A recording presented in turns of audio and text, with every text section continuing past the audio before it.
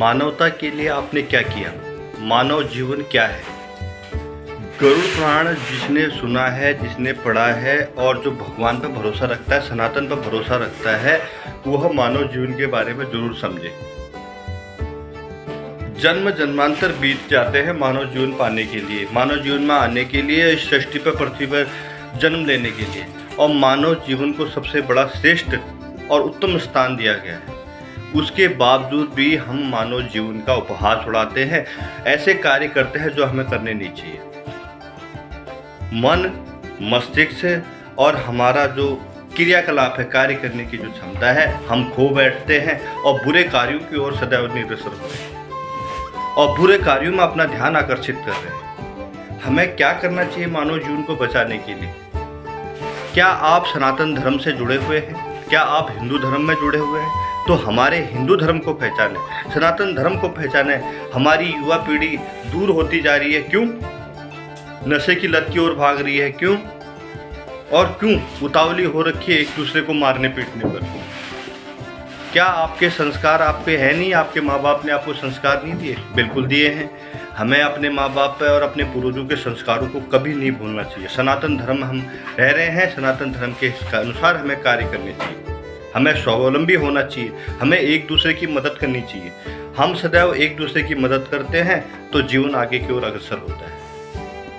गरुड़ पुराण में यह कहा गया है, जो सदैव लोगों की मदद करता है, गरीब व्यक्तियों की मदद करता है, उनकी पीड़ा को समझता है, उसे भगवान कभी भी अकेला नहीं छोड़ते। क्या आप जानते हैं, गरुड़ पुराण में एक बात और कही गई है, जो दूसरों का धन लूटता है, जो दूसरों के धन पर ईर्ष्या करता है, जलन करता है, द्वेष करता है, भेदभावपूर्ण रवैया अपनाता है, उसको अगले जन्म में, मृत्यु के पश्चात उसको अगले जन्म में 100 कोड़ों की सज़ा दी जाती है और वैतरणी नदी में डाला जाता है, जिसमें काफ़ी अग्नि, सांप, बिच्छू, इस तरह के वहाँ पे जंतु होते हैं जो उस आत्मा को कष्ट पहुँचाते हैं। जो आपने गलत काम करे हैं, वहाँ यमराज के दूत आपको बड़ी महत्वपूर्ण सज़ा देते हैं, जिसे महत्वपूर्ण सज़ा कहा गया है।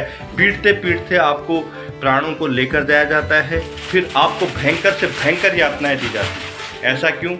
क्योंकि आप जो कार्य करते हो, इन कार्यों को आप समझें, पहचानें, उसके बाद आगे कार्य करें। जीवन बड़ा अनमोल है, गरुड़ पुराण में कहा गया है, मनुष्य जीवन बड़ा अनमोल है। हमें इसे बड़े सादगी से, बड़े शांति से, बड़े प्रिय स्वभाव से अपनाना चाहिए।